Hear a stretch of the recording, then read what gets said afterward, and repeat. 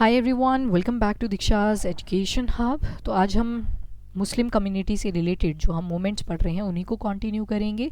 इससे पहले हमने अलीगढ़ मूवमेंट और देवबंद मूवमेंट के बारे में पढ़ लिया था, जो कि एक दूसरे के बिल्कुल ऑपोजिट थी। जहाँ पे अलीगढ़ मूवमेंट आप देखोगे कि बिल्कुल मॉडर्नाइजेशन और वेस्टर्नाइजेशन के ऊपर फोकस कर रही थी, वहीं पे देवबंद मूवमेंट जो है वो उसके अगेंस्ट आ गई थी। इवन जो सर सैयद अहमद खान थे, अलीगढ़ मूवमेंट के मेन फाउंडर, अलीगढ़ मुस्लिम यूनिवर्सिटी के नाम से आज आप जानते हो, उन्हीं के कंट्रीब्यूशन है एक।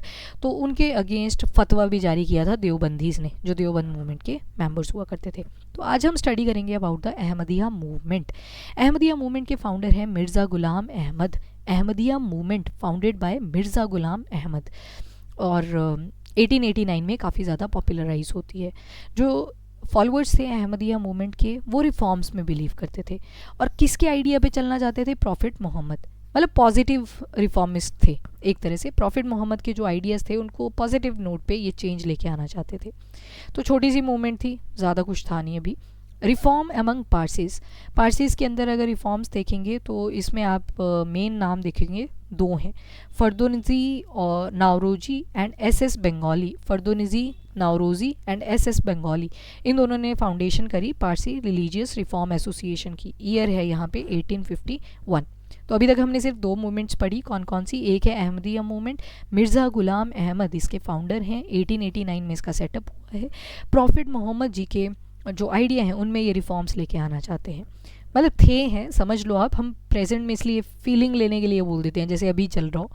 एंड उसके बाद आता है रिफॉर्म अमंग पारसीज। तो दो लोग आ जाएंगे इसमें, फर्दोनजी नावरोजी एंड एस बंगाली। तो इन्होंने पारसी रिलीजियस रिफॉर्म एसोसिएशन को फाउंड किया। ईयर है 1851। अब आते हैं रहनुमाई मजद्यासन रिलीजियस रिफॉर्म एसोसिएशन है एक, रहनुमाई मजद्यासन। ये एक प्रोग्रेसिव और एजुकेटेड पारसीज इसमें इन्वॉल्व हैं। कौन कौन? जैसे दादा भाई नरोजी, वेरी इंपॉर्टेंट, इकोनॉमी के क्षेत्र में इन्होंने बहुत सारी बुक्स लिखी। एंड JB वाचा, एस बंगाली, नावरोजी फरदोजी, जो ऊपर आपने नाम पढ़े दो तो वही आ गया, एस बंगाली एंड नावरोजी फरदोजी। इन्होंने रहनुमाई मजद्यासनन 1851 के अंदर एस्टेब्लिश करी। चार नाम एसोसिएटेड है रहनुमाई मजद्यासनन से। कौन कौन? दादा भाई नारोजी, JB वाचा, एस बंगाली और नावरोजी फरदोनोजी। ठीक है, तो ये चार नेम एसोसिएटेड हैं रहनुमाई मजद्यासनन, जो कि एक रिलीजियस रिफॉर्म एसोसिएशन है।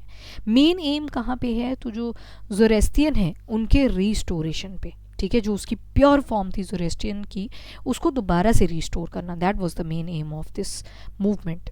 तो काफ़ी प्रोग्रेसिव आपको दिखेगी। और जो सभा थी, इनका एक वीकली जर्नल भी आ रहा है, that is Rast Goftar, truth teller, Rast Goftar, very important. Rast Goftar इसलिए भी इम्पॉर्टेंट हो जाता है, रस्त गोफ्तर, मैंने आपको बताया था रतन टाटा जी की डेथ हुई थी, तो you might see the question. तो रस्त गोफ्तर का मतलब है ट्रुथ टेलर, ट्रुथ टेलर। उसके बाद आते हैं दादा भाई नारोजी के बारे में। दादा भाई नारोजी के बारे में अगर हम जानें तो ईयर है 1825 से लेके 1917। अब इनके मेजर कंट्रीब्यूशन देख लेते हैं। Grand old man of India भी इनको बोला जाता है। सोशियो रिलीजियस रिफॉर्म बॉम्बे में इन्होंने शुरू करी थी, यानी कि आज के महाराष्ट्र की बातचीत हो रही है। फर्स्ट इंडियन थे जो मेंबर ऑफ पार्लियामेंट बने थे ब्रिटेन के अंदर। He was the first Indian, Dadabhai Naoroji, he was the first Indian जो कि मेंबर बने थे पार्लियामेंट के इन ब्रिटेन। और फर्स्ट पर्सन थे जिन्होंने प्रिसाइड किया INC session for 3 times. Session तो कईयों ने प्रिसाइड किया, पर इंडियन नेशनल कांग्रेस का जो 3 बार सेशन प्रिसाइड किया है वो किसने किया है? दादो भाई नारोजी। इकोनॉमिक क्रिटिक भी रहे हैं ब्रिटिश पॉलिसीज़ के। और जो ड्रेन ऑफ वेल्थ थ्योरी आप इकोनॉमी में भी पढ़ते हो, जब माइक्रो इकोनॉमिक्स हम पढ़ते हैं उसमें ये आता है, जो फैक्चुअल सी चीज़ें होती हैं। तो ब्रिटिश पॉलिसीज़ के ये अगेंस्ट थे। इनके हिसाब से इंडिया के रिसोर्सेज, हिसाब से क्या एक्चुअल में हुआ यही था, इंडियन रिसोर्सेज ले गए थे ब्रिटेन। ठीक है, जो ब्रिटिशर्स थे इंडिया के रिसोर्सेज को ब्रिटेन ले जा रहे थे और उनसे फिर अगली प्रोड्यूस बनाते थे और बेचते थे फिर महंगे दामों के ऊपर। और इनकी जो बुक थी जिसके अंदर ये ड्रेन ऑफ वेल्थ थ्योरी दी गई है वो है poverty and un British rule in India, गरीबी और अन ब्रिटिश रूल इन इंडिया।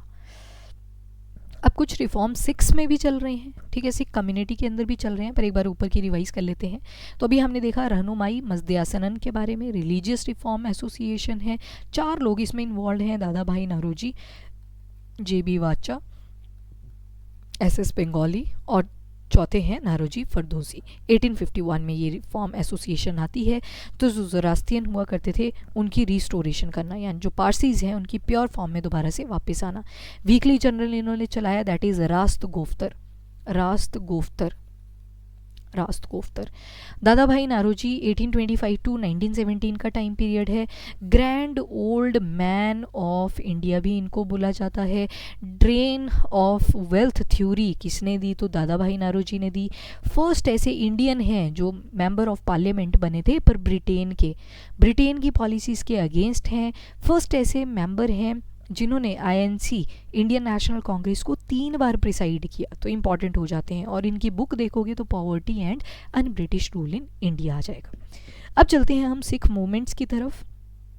तो सबसे पहले आती है निरंकारी मूवमेंट के बारे में अगर बात करें तो इसकी फाउंडेशन करी थी बाबा दयाल दास जी ने। अभी आपका PPSC का एग्जाम भी आ रहा है, तो इम्पॉर्टेंट है आपके लिए निरंकारी मूवमेंट। बाबा दयाल दास ही फाउंडेड निरंकारी मूवमेंट। और मेन मोटो क्या था इस मूवमेंट का? तो आइडल वर्शिप के अगेंस्ट थी, जो मूर्ति पूजन होता है उसके अगेंस्ट थी निरंकारी मूवमेंट। इसमें क्या देखा हमने? बाबा दयाल दास, और ये मूवमेंट अगेंस्ट है आइडल वर्शिप के।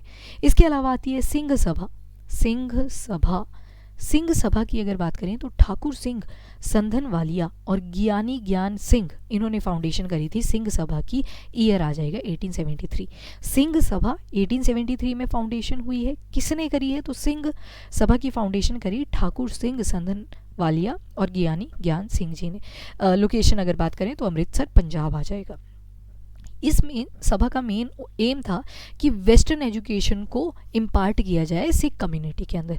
मतलब सिख भी अगेन अपने रिलीजन तक ही सीमित ना रहें, उसके अलावा भी जो वेस्टर्न चीज़ें हैं उनके ऊपर एम्फेसाइज करें, क्योंकि अगर हमें डेवलप होना था उस टाइम के हिसाब से भी, तो एजुकेशन का होना बहुत ज़्यादा ज़रूरी था। खालसा स्कूल्स की नेटवर्क बनाए, जितने भी खालसा स्कूल्स इस्टेब्लिश हुए थे तो उनके बीच में नेटवर्क बनाया, किस में? तो सिंह सभा। तो अभी तक हमने सिख मूवमेंट्स के अंदर 2 पढ़ी। नंबर 1 इज़ निरंकारी मूवमेंट के फाउंडर आ जाएंगे बाबा दयाल दास, एंड मेन जो एम था that was against the idol worship. उसके अलावा सिंह सभा आ जाएगी। सिंह सभा में हम देखेंगे ठाकुर सिंह संधनवालिया एंड ज्ञानी ज्ञान सिंह, ये फाउंड करते हैं सिंह सभा को 1873 के अंदर अमृतसर पंजाब में। एंड मेन जो एम्फेसाइज था सिंह सभा का वो था वेस्टर्न एजुकेशन इम्पार्ट करना सिख कम्युनिटी को। और इन्होंने खालसा स्कूल के बहुत सारे नेटवर्क्स भी बनाए। तो ये मेन कंट्रीब्यूशन आ जाएगी सिख मूवमेंट की। उसके अलावा आता है अकाली मूवमेंट। अकाली दल भी आप सुनते हो, पॉलिटिकल पार्टी आ जाएगी। देन अकाली मूवमेंट जो थी इसको एक और नाम दिया जाता है Gurdwara reform movement. Gurdwara reform movement is another name for the Akali movement. अब ये एक ऑफशूट ही है, जो ऊपर आपने सिंह सभा पढ़ी ना, अभी सिंह सभा की ही एक ऑफशूट थी, मतलब उसी का एक सब पार्ट है अकाली मूवमेंट। उसी में से एक और पार्ट निकल के आया, दैट इज़ अकाली मूवमेंट। होता है ना, जैसे ब्रह्मो सभा हमने पढ़ी, फिर ब्रह्मो सभा बन गई, फिर ब्रह्मो सभा ऑफ इंडिया बन गया, फिर साधारण ब्रह्मो सभा बच गया। तो ऑफशूट है अकाली मूवमेंट। किसका है? सिंह सभा मूवमेंट का। अब इसका मेन ऑब्जेक्टिव क्या था? इसका मेन ऑब्जेक्टिव था कि जो गुरुद्वारास की मैनेजमेंट है उसको प्योरीफाई करना, कि जो भी कोई करप्ट प्रैक्टिस महंतास कर रहे हैं उससे बचाना, ठीक है, भ्रष्टाचार से बचाना गुरुद्वारास को। तो प्योरिटी को सस्टेन करना मेन एम था अकाली मूवमेंट का। ये जो गुरुद्वाराज हैं they came under the management control of an elected committee, जिनको हम बोलते हैं शिरोमणि गुरुद्वारा प्रबंधक कमेटी। ये आज भी आप सुनते हो, शिरोमणि गुरुद्वारा प्रबंधक कमेटी। ये 1920 में एस्टेब्लिश हुई थी। जो शिरोमणि गुरुद्वारा प्रबंधक कमेटी थी, इसको बनाया गया था गुरुद्वारा की प्रॉपर मैनेजमेंट के लिए, ताकि जो रूल्स एंड रेगुलेशन है वो प्रॉपर तरीके से गुरुद्वारास में चलते रहें। तो इसी वजह से ये कमेटी बनाई गई थी, दैट इज़ शिरोमणि गुरुद्वारा प्रबंधक कमेटी। और इसको इलेक्टेड कमेटी है, मेंबर्स जो होते हैं वहाँ पे वो इनको इलेक्ट करते हैं, ठीक है, वोटिंग बेस्ड होता है। एंड जो अकालीज हैं इन्होंने सक्सेस अचीव करी थी जब गवर्नमेंट ने गुरुद्वारा एक्ट 1922 को पास किया था। तो दिस एक्ट एक लॉ के ज़रिए पास करा गया एक एक्ट जिसका नाम है गुरुद्वारा एक्ट। 1922 में ये पास करा गया और बाद में अमेंडमेंट भी हुई थी इसमें इन ईयर 1925 में इसमें अमेंडमेंट्स भी करी गई थी। अब हम देखेंगे कास्ट रिफॉर्म्स के बारे में। आई थिंक छोटा ही आर्टिकल है, कर लेते हैं इसको, ठीक है, फिर एजुकेशन वाला शुरू कर देंगे। तो अब देखेंगे हम कास्ट रिफॉर्म्स क्या क्या हो रहे हैं अपनी सोसाइटी के अंदर। तो मेन जो नाम आप सुनोगे, एमजी रनाडे, अगेन नाम सुनोगे, ज्योतिबा फुले, उनकी वाइफ सावित्री फुले, श्री नारायण गुरु, राम मोहन रॉय, राजा राम मोहन रॉय भी जिनको बोलते हैं, दयानंद सरस्वती, तो ये कुछ आप नाम सुनने वाले हो। अगेन महात्मा गांधी तो रहेंगे ही अब, ठीक है। तो कास्ट रिफॉर्म, कास्ट से रिलेटेड जो प्रॉब्लम्स हो रखी थी उनको अब टैकल करने का टाइम आ चुका था। तो सबसे पहले महात्मा गांधी 1869 से लेकर 1948 इंडिया में एंट्री हुई 9 जनवरी 1915, ठीक है। तो उसी को हम प्रवासी भारतीय दिवस के रूप में भी मनाते हैं। और कॉन्ट्रीब्यूशंस देखते हैं जो एनआरआई और पर्सन ऑफ इंडियन ओरिजिन है, क्या क्या कॉन्ट्रीब्यूशन उनका रहता है। तो महात्मा गांधी ने एक सोशल रिफॉर्म मूवमेंट स्टार्ट करी थी अंडर द नेशनलिस्ट मूवमेंट्स। और भी मूवमेंट चल रही हैं, पर एक जो था वो सोशल रिफॉर्म को लेके भी थी। हरिजन, याद करो ब्रह्मा जी की बॉडी से ब्राह्मण आए, क्षत्रिय आए, वैश्य आए, शूद्र आए, इनसे भी नीचे ना एक और रख दिए थे, चौटालास वगैरह रख दिए थे। तो महात्मा गांधी कहते हैं कि ये तो हरिजन है, अगर पैरों से आए हैं ये तो हरि के जन हैं, हमें तो इनकी पूजा करनी चाहिए। तो गांधी जी ने ये टर्म कॉइन करी थी Harijan, that is children of God, those people who have been humiliated for ages, जिनके साथ बहुत ज़्यादा डिस्क्रिमिनेशन हुआ पता नहीं कितने सालों से, तो उनको इन्होंने टर्म कॉइन करी थी, दैट इज़ हरिजन्स। एक मैगजीन इन्होंने शुरू करी जिसका नाम भी हरिजन था। ईयर आ जाएगा 1933। तो महात्मा गांधी जी ने, अब सुनो, ये जो प्रवासी भारतीय दिवस है ये अब बाई एनियल आता है। बाई एनियल का मतलब है 2 साल में एक बार आता है, 2 साल में एक बार। तो अभी आया है रिसेंटली, 18th इवेंट हुआ है इसका भुवनेश्वर उड़ीसा के अंदर। तो आप याद रखोगे अबाउट दिस हरिजन का कॉन्सेप्ट, क्योंकि महात्मा गांधी जी से एसोसिएटेड है। तो हरिजन मैगजीन स्टार्ट करी इन्होंने, ईयर है 1933। और जब ये जेल में थे, येरावाड़ा जेल के अंदर, which is located in Pune, Gandhi ji ने एक और सेवक संघ बनाया, that is Harijan Sevak Sangh, which is again in 1933। तो मैगजीन भी 1933 हरिजन, और जो सेवक संघ बनाया 1933 का, वो भी कब बनाया, 1933 में, हरिजन सेवक संघ। तो ये महात्मा गांधी जी के कुछ कॉन्ट्रीब्यूशंस हैं हरिजन्स की तरफ, क्योंकि हम कास्ट रिफॉर्म्स के ऊपर मेन एम्फेसाइज कर रहे हैं। इसके अलावा ज्योतिबा फुले की वाइफ थी सावित्रीबाई फुले, दोनों ने ही एजुकेशन के लिए बहुत ज़्यादा काम किया, स्पेशली लड़कियों की एजुकेशन। दूसरा इन्होंने मेन जो काम किया था वो था कास्ट सिस्टम, क्योंकि ये खुद भी लो कास्ट के थे और कहीं ना कहीं डिस्क्रिमिनेशन बहुत ज़्यादा फेस किया था। पर बहुत सारे ब्राह्मण्स थे जो इनके फेवर में भी थे, कुछ थे वो कट्टर थे, कुछ थे इनके फेवर में भी थे। तो सभी का यहाँ पे कोलैबोरेशन रहा है। उसके अलावा ज्योतिबा फुले जो थे काफ़ी ओपन माइंडेड थे और ब्लंट भी थे अपने वर्ड्स पे। अनटचेबिलिटी के खिलाफ ये चलते हैं और कुछ समाज वगैरह भी इन्होंने फाउंड करे। तो ज्योतिबा फुले की बात करें तो 1827 से लेके 1890 का टाइम पीरियड था। ज्योतिबा फुले ऑल्दो इनकी चाइल्ड मैरिज हुई थी, पर ये चाइल्ड मैरिज के बाद में अगेंस्ट हुए थे, ठीक है। इन्होंने कॉन्सिक्वेंसेस देखे थे कि चाइल्ड मैरिज से क्या क्या कॉन्सिक्वेंसेस होते हैं। तो ज्योतिबा फुले की बात करें तो अनटचेबिलिटी के अगेंस्ट इन्होंने कैंपेन्स चलाए, और जो लो कास्ट के साथ बुरा ट्रीटमेंट किया जाता था, स्पेशली दलित्स वगैरह टर्म इन्होंने ही कॉइन करी थी।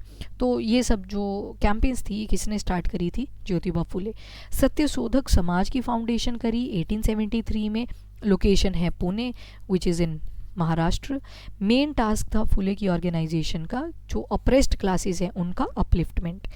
फुले के जो वर्क हैं जैसे सार्वजनिक, सत्य धर्म, गुलामगिरी, जब ये सोर्सेज मतलब जब ये लिटरेरी वर्क्स पब्लिश होते हैं तो बहुत सारे ब्राह्मण इनके अगेंस्ट भी चले जाते हैं। इवन कहीं जो सपोर्टर थे वो भी इनके अगेंस्ट चले जाते हैं। खैर जो सपोर्ट कर रहे थे वो तो अभी भी कर ही रहे हैं। तो फुले के इंपॉर्टेंट वर्क हैं सार्वजनिक, सत्य धर्म और गुलामगिरी। ये बहुत सारे लोगों के लिए इंस्पिरेशन का एक सोर्स भी बना। फुले ने एक symbol of Raja Bali use किया और जो ब्राह्मण सिंबल है ऑफ रामा उसको अपोज किया करता था, ठीक है। तो इसी वजह से कहीं ना कहीं वो क्रिटिसिज्म भी फेस करते हैं जब गुलामगिरी पब्लिश हुई थी, ठीक है। अपना धर्म तो सभी को ही अच्छा लगता है, but still there were lot of things inside the Gulamgiri जो कि क्रिटिसाइज हुई थी। फुले ने इस सिंबल किसका यूज़ किया था, राजा बली का, और ब्राह्मण का जो सिंबल था राम का, उसको अपोज कर रहे थे ये। सावित्रीबाई फुले जो कि वाइफ थी ज्योतिबा फुले की, तो फर्स्ट गर्ल्स स्कूल जो ओपन हुआ था पूना के अंदर 1851 में, वो सावित्रीबाई फुले की ही प्रेजेंस में होता है। और विडोज़ जो विधवाएं थी, येस, विडोज़ के लिए भी इन्होंने बहुत ज़्यादा काम किया। एक स्टोरी है, स्मॉल स्टोरी, इनके पड़ोस में एक लेडी थी, उनकी चाइल्ड मैरिज हुई थी और जो इनके हस्बैंड थे उनकी एज बहुत ज़्यादा थी, 70+ थी। इनकी डेथ हो जाती है, इनका किसी के साथ अफेयर हो जाता है, बेबी कंसीव हो जाता है। एट द टाइम इन्होंने रियलाइज़ किया कि चाइल्ड मैरिज तो करवा देते हैं और बुज़ुर्गों के साथ करवा रहे हैं, फिर बाद में इनकी लाइफ तो बच जाती है ना भी। तो इस वजह से चाइल्ड री मैरिज के ऊपर भी इन्होंने एम्फेसाइज़ किया था। और जो विधवाएँ थी उनके लिए घर भी बनवाए 1854 में महाराष्ट्र के अंदर। फुले, सावित्रीबाई फुले अवार्ड भी होता है एक, awarded the title Mahatma for his social reform. अच्छा, महात्मा का टाइटल भी दिया गया था ज्योतिबा फुले को और महात्मा का, ठीक है। उसके बाद भीमराव अंबेडकर साहब। भीमराव अंबेडकर आपको पता ही है, दलित्स आपको एक वर्ड याद आ जाएगा जब भी BR अम्बेडकर साहब की बात करेंगे। टाइम पीरियड है 1891 टू 1956 का। तो इन्होंने जो अपने वर्क्स हैं जैसे caste in India, their mechanism, कैसे ये फॉर्म हुआ कास्ट सिस्टम, कैसे इसकी डेवलपमेंट हुई, ये सारे अपने वर्क्स इन्होंने पब्लिश करे। ऋग्वेदा से लेके जो प्रेजेंट टाइम तक चल रहा था ये सारे इन्होंने मेंशन कर दिए अपने बुक के अंदर। एक वीकली इन्होंने भी जनरल स्टार्ट किया मूक नायक बॉम्बे में। मूक नायक कभी दिख जाए तो मूक नायक बॉम्बे में स्टार्ट हुआ था, BR अम्बेडकर साहब ने स्टार्ट किया था। एक ऑर्गेनाइजेशन इन्होंने स्टार्ट की, दैट इज़ बहिष्कृत हितकर्णी सभा 1924। बहिष्कृत हितकर्णी सभा। अंबेडकर ने नेसेसिटी बताई कि सेपरेट इलेक्टोरेट होने चाहिए ऑप्रेस्ड क्लासेस के लिए भी, यानी कि इनके लिए भी एक सीट होनी चाहिए। आज देखते हो ना आप, जब भी इलेक्शंस आते हैं तो बोल दिया जाता है कि इतनी सीट्स SC की फीमेल्स को गई हैं या जेंडर न्यूट्रल होता है, तो वो सब चीज़ें फर्स्ट टाइम अम्बेडकर ने ही बोली थी।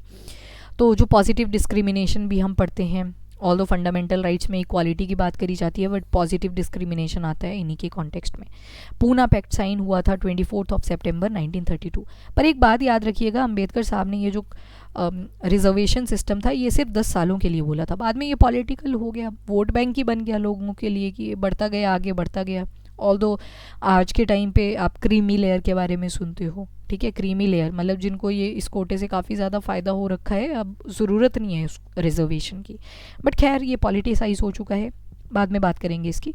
तो पूना पैक्ट भी साइन हुआ 24 सितंबर 1932 BR अम्बेडकर जी की प्रेजेंट में, और इन्होंने बोला था जो नंबर ऑफ सीट्स हैं फॉर रिजर्व कर दी जाए फॉर द डिप्रेस क्लासेस, 71 से 147 इसका नंबर कर दिया गया था प्रोविंशियल लेजिस्लेचर के अंदर, and 18% of the total in central legislature. All India schedule caste federation 1942 में इन्होंने ही इसको फाउंड किया था, all India schedule caste federation. तो यहीं पे आपकी कंप्लीट होती हैं सारी की सारी इंपॉर्टेंट पर्सनालिटीज़ और मूवमेंट्स। नेक्स्ट में देखेंगे अब अबाउट द एजुकेशन सिस्टम, कैसे कैसे हमारा एजुकेशन में रिफॉर्म आए, तो development of education and press, ये रहेगा हमारा नेक्स्ट लेक्चर। अब यहाँ पे ना बहुत सारी फैक्चुअल सी चीज़ें आएंगी, वो मैं आपको थोड़ी थोड़ी बताऊंगी, या एक लेक्चर ही ले लूँगी, वो पूरी बताने की ट्राई करूँगी, ठीक है। काफ़ी फैक्चुअल रहेगा वो। खैर अभी के लिए इतना ही। If you like the video, do like and share as well as subscribe the channel. Thank you everyone, have a nice day, keep studying and keep watching.